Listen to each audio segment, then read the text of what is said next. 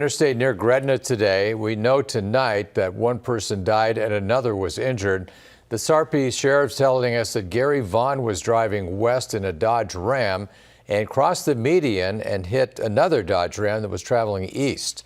Vaughn died at the scene. The other driver ended up in the hospital with serious injuries. Eastbound lanes were closed for just over 2 hours and opened up right before evening rush hour.